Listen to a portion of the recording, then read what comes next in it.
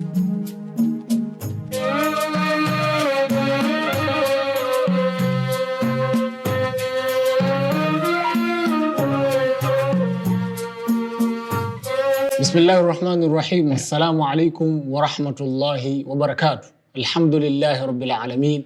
Wassalatu wassalamu ala ashrafil anbiya'i wal mursalin wa ala alihi wa sahbihi ghurri ma yamin. Amma ba'd. Karibu mtazamaji wa kipindi cha Ulimwengu wa Kiislamu. Utakuwa nami Ustadh Maalim Ibn Umar. Lakini kama kawaida sitokuwa peke yangu siku ya leo. Tutakuwa na mgeni ambaye nitampa nafasi aweze kuwasalimia, lakini pia aweze kujitambulisha.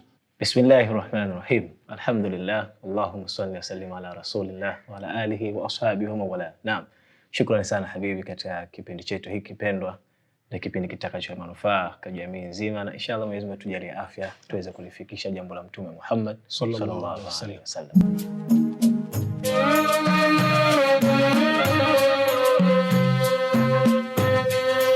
Naam, leo tunaye Al-Ustadh Zubairi ambaye atatupa mada ya kuhifadhi ulimi. Nini kuhifadhi ulimi? Kwa hivyo tunaye Ustadh Zubairi ambaye yeye atatuwasilishia mada hii.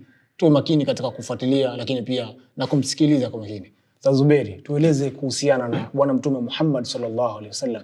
Vipi ametufundisha namna ya kuhifadhi ndimi zetu hizi? Naam. Naam, bismillahirrahmanirrahim. Ustadh Maalim bin Umar, Allah subhanahu wa ta'ala kwa kupitia kinywa cha mtume wake Muhammad sallallahu alaihi wasallam anasema, man kana yu'minu billahi wal yawmil akhir falyakul khairan au liyasmut.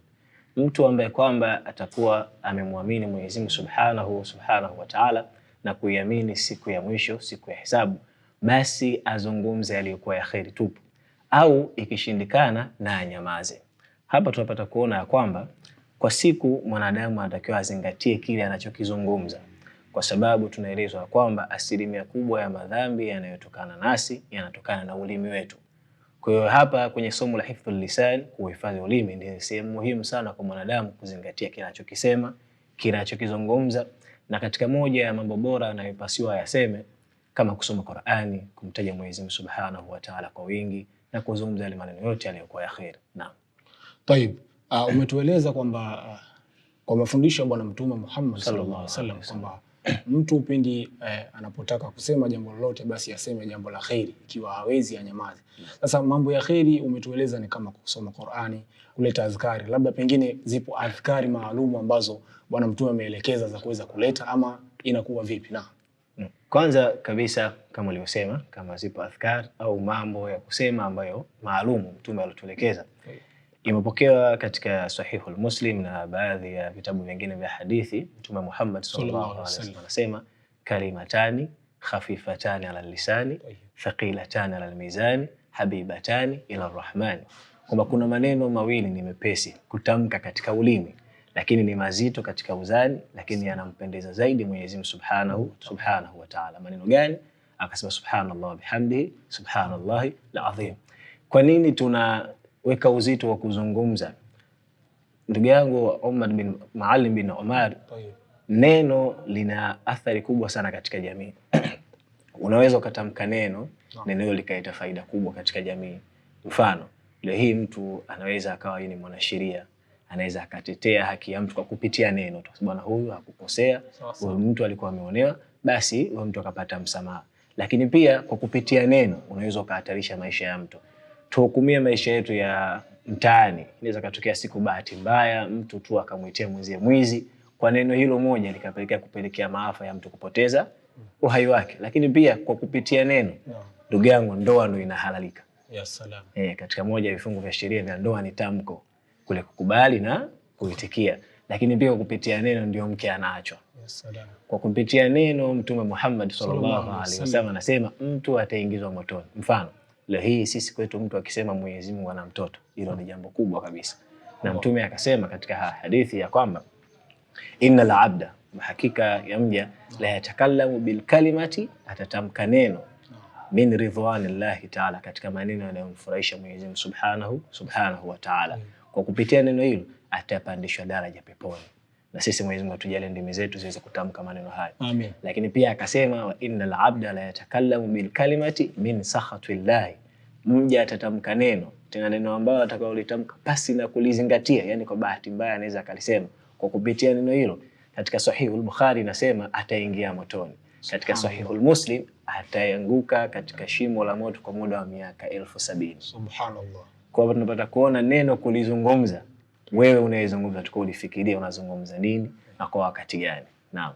Naam, mtazamaji wa kipindi cha Ulimwengu wa Kiislamu, tumepata faida kubwa sana kutoka kwa Ustadh Zubair Ibn Shomari, kuwa neno pindi utakapolizungumza inategemea utazungumza kwa namna gani. Ikiwa umezungumza neno kwa ubaya, basi lile neno linaweza likaja kukuangamiza wewe siku ile ya Kiyama, lakini vile vile unaweza kuzungumza neno hilo likaja likakupa faida siku ile ya Kiyama. Kwa hivyo, na tumepata kufundishwa hadithi kwa Bwana Mtume Muhammad sallallahu alaihi wasallam. Yapo maneno ambayo yeye amesema kuwa Mwenyezi Mungu anayapenda maneno hayo, lakini pia ni mazito katika mizani, kwa maana ya kwamba saa zote sisi inahitajika ndimi zetu kuwa tunamtaja Mwenyezi Mungu, lakini tujiepushe na kusema maneno mabaya. Ikiwa huwezi kusema jambo zuri, kwa hadithi aliyonukuu Ustadh Zubair kuwa Mtume anasema ukiwa mtu hawezi kusema jambo zuri, basi anyamaze, akae kimya. Lakini yapo maneno au zipo adhkari ambazo tumeweza kufundishwa na Bwana Mtume Muhammad sallallahu alaihi wasallam za kuweza kusema. Pengine labda tumuulize Ustadh Zubair, labda yapo ni maneno mengine ama ni hizi adhkari tu zilizochaguliwa ndio zinazosema, ama inakuwa vipi Ustadh Zubair? Kwa makubaliano ya wanawachuoni wa fiqh na wengineo ya kwamba kwanza hakuna adhkari iliyokuwa bora kuliko kusoma Qur'ani. Kwa maana hapa tunapata kuona ni khairi mtu kama hana la kuzungumza katika wakati wake, katika kijiji chake, basi ni khairi asome Qur'ani. Na faida za Qur'ani kama zilivyokuja katika hadithi ni nyingi, hatuwezi kuzimaliza, lao tutataja moja moja, ni nyingi. Miongoni mwa faida hizo Mtume anasema zitakuja kumuombea mtu siku ya Kiyama. Yani Qur'ani yenyewe itamwambia Mwenyezi Mungu Subhanahu wa Ta'ala kwamba huyo fulani alikuwa akinisoma katika ulimwengu wake wa kidunia, kwa hiyo muingize peponi. Kwa hiyo ndio adhkari ya kwanza iliyokuwa bora zaidi. Kisha nyingine zinafuata kumswalia Mtume Muhammad sallallahu alaihi wasallam kama tunavyosomeshwa na mashekhe wetu, unapandishwa daraja, unafuatiwa madhambi, lakini pia kumtaja Mwenyezi Mungu kwa wingi. Tunapata kuona Mtume anatufundisha kuna neno ukilitamka katika mwisho wa uhai wako unaingia peponi. Ni kalima la ilaha illa Allah. Kwa haya maneno sisi ndio tunayotakiwa tudumu nayo kwa muda wetu wote wa maisha yetu, muda ambao utakuwa umekaa, umelala, unatembea, kama ilivyokuja katika Qur'ani katika suratul Imran. Mwenyezi Mungu anasema kwamba tumtaje hali ya kuwa tumetembea, tumesimama, tumelala. Yapo maneno mengi katika Qur'ani. Almuhimu tusiache kumtaja Mwenyezi Mungu Subhanahu wa Ta'ala. Pengine Ustadh Zubairi, labda watu wanaweza kuwa wanajiuliza labda maneno haya ama adhkari hizi zina idadi maalum ya kuwa unaweza kusema pengine labda ni idadi, labda tuseme mara 10, mara kadhaa, ama tuseme mtu atakavyoweza mwenyewe, inakuwa vipi? Naam, huu mlango upo wazi.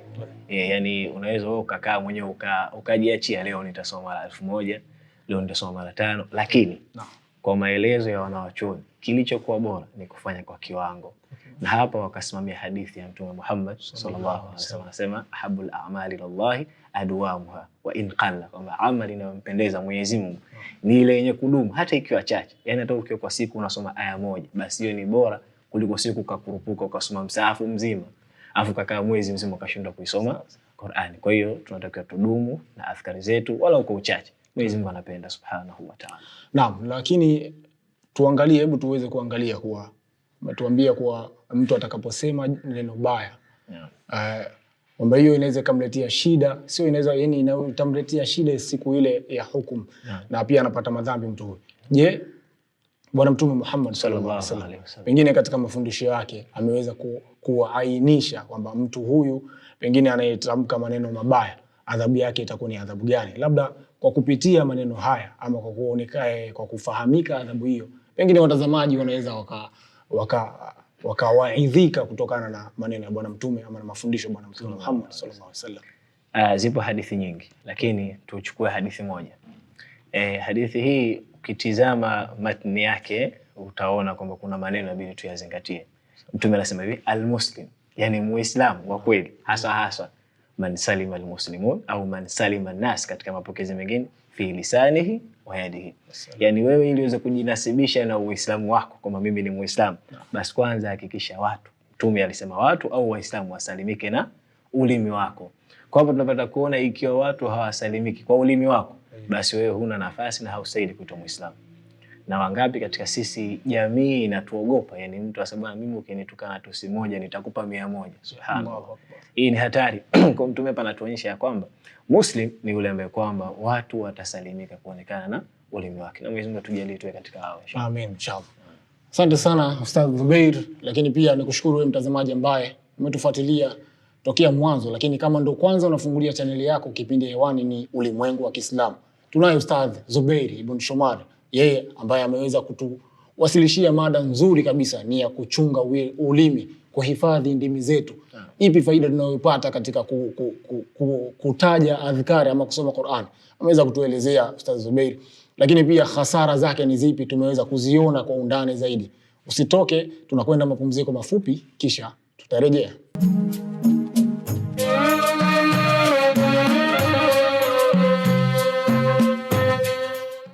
Karibu tena mtazamaji wa kipindi cha Ulimwengu wa Kiislamu. Kama ndo kwanza unafungulia runinga yako, kipindi hewani ni Ulimwengu wa Kiislamu. Na hivi sasa tupo ndani ya Ujue Uislamu. Leo katika Ujue Uislamu tutakwenda kuangalia al-istinja, namna ya kustanji. Vipi tunastanji? Tunaye Ustadh Zubair Ibn Shomari ambaye yeye atatupitisha katika mlango huo. Namna gani tunaweza kustanji kisawa sawa ili tuweze kuziendea ibada zetu, maana tunaambiwa ili ibada iweze kutimia lazima tuanze katika mambo ya tohara. Leo tunaye Ustadh Zubair, yeye atatupitisha katika mlango huo.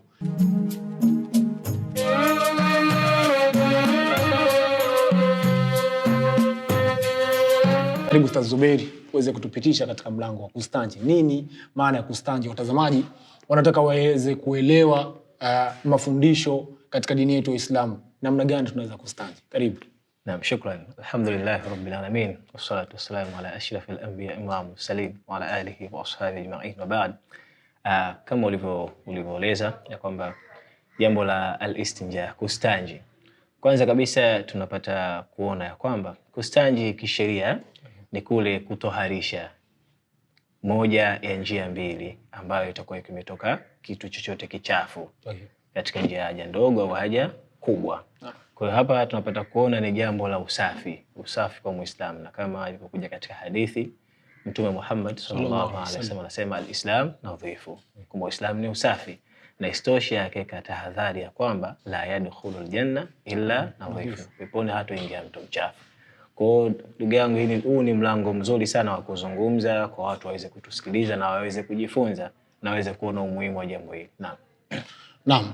Kwa hivyo kwa mafundisho ya wana wazuoni pengine ni Bwana Mtume Muhammad sallallahu alaihi wasallam, labda namna gani mtu anaweza kujistanji, yani mafundisho tunayopata katika dini yetu kupitia ulama wetu, vipi mtu anastanji? Naam, kwanza kabisa kwa Kiswahili ambacho itakuwa chepesi kwa watu wengi ukifahamu, kujitoharisha. Al-istinjau ni kwa lugha ya Kiarabu. Kujitoharisha, Uislamu umeweka kwa namna kubwa mbili. Ya kwanza ndio mustahabu inayopendeza, ya pili ni badali. Ya kwanza ni kwa kutumia kwa maji. Yani kwamba Muislamu atakapokuwa amekidhi haja, atakapokuwa ameenda maliwato, basi hakikisha anakuwa na maji ya kutosha atakayoweza kumtoharisha sehemu ile ambayo amefanya nini, ametoa hiyo haja. Lakini pia ukapatikana badali. Badali hapa wanawachuoni wanatufundisha kwamba ni mawe au kitu chochote kigumu, kikavu, kisichokuwa chenye kuheshimiwa. Usije ukachukua karatasi za vitabu mbalimbali, vitabu vya dini, ukiacha hata sio cha Uislamu, yani dini yote, lakini kisiwe kitu chenye kuheshimiwa, wewe ukaenda ukakitumia. Kwa hapa tumewekewa wazi jinsi ya kutumia njia hii kujitoharisha tuweze kuwa usafi. Na hii ni rehema kwetu sisi. Imekuja katika hadithi mbalimbali za Mtume Muhammad sallallahu alaihi wasallam kutupa tanbihi kwamba Muislamu anatakikana muda wote awe msafi. Muislamu anatakiwa awe mchafu katika matembezi, katika mazungumzo, katika hali yote anayokuwa na yeye anatakiwa awe msafi. Kwa hiyo ni mlango muhimu sana. Labda Ustadh Zubair tufahamishe, inawezekana mtu huyu akawa maji yapo lakini anahofia kuyatumia yale maji, pengine ni wakati wa baridi, anataka kutumia kitu kile kikavu, huyu ataruhusika kutumia? Naam, swali zuri, swali zuri sana. Mwenyezi Mungu anasema katika Qur'ani, la yukallifullahu nafsan illa wusaha. Kwa nafsi hailazimishwi ifanye kile kilichokuwa nje ya uwezo wake. Kwa mfano yakiwepo maji, lakini maji hayo yana matumizi mengine muhimu. Mfano kwa ajili ya kunywa. Sio wewe, hata wanyama, wale wanyama ambao wanaheshimiwa, wanyama muhimu. Haya maji sio lazima kuyatumia kwa ajili ya kujitoharisha. Unaweza kutumia vitu kama tulivyosema vikavu, kama mawe au kitu kingine chochote kisichokuwa kuheshimiwa ukajitoharishia. Almuhimu hakujafungwa kwamba lazima tu maji, lazima, hapana. Na hii ni kwa sababu Mtume Muhammad sallallahu alaihi wasallam katika kipindi chake, yeye alikuwa ni katika watu wa jangwani. Maji yalikuwa ni shida, sio rahisi kupatikana kama sisi kipindi chetu. Kwa mlango ukaekwa wazi, maji yatakapokuwa yapo, lakini yana umuhimu wa kutumika kwa ajili ya mambo mengine, basi mtu inafaa na itapendeza akitumia vitu tulivyovitaja hapo mwanzo. Pengine Ustadhi Zubeiri, mtu anaweza akawa anajiuliza hivyo vitu vyenye kuheshimika na vitu gani? Labda ukivitaja inawezekana watu wakapata ufumbuzi, wengine wasijue vitu vyenye kuheshimika na vitu gani, akawa anajiuliza maswali mengi. Naam, swali pia zuri.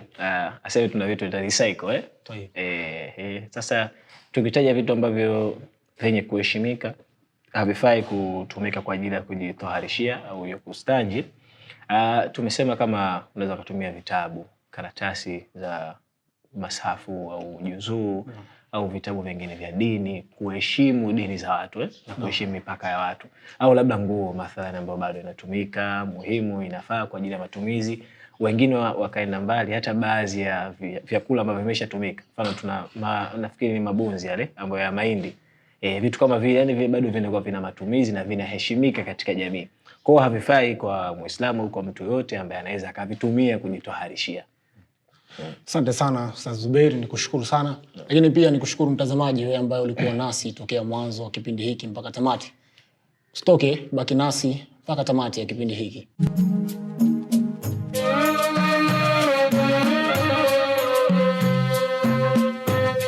Sana mtazamaji wewe ambaye ulikuwa nasi tokea mwanzo wa kipindi hiki mpaka tamati ya kipindi hiki. Niseme tu kila lenye mwanzo alikosi kuwa na mwisho. Mpaka hapa tumefika tamati ya kipindi chetu cha Ulimwengu wa Kiislamu. Ulikuwa nami Ustadh Maalim Ibn Omar, lakini pia sikuwa peke yangu, nilikuwa naye Ustadh Zubeiri Ibn Shomari ambaye alikuwa mwalimu wetu siku ya leo. Ametudarasisha somo zuri kabisa. Lakini kwa maoni, ushauri, wasiliana nasi kupitia mitandao ya kijamii inaonekana hapo chini ya skrini yako. Mpaka juma lijalo muda na wakati kama huu. Wabillahi tawfiq.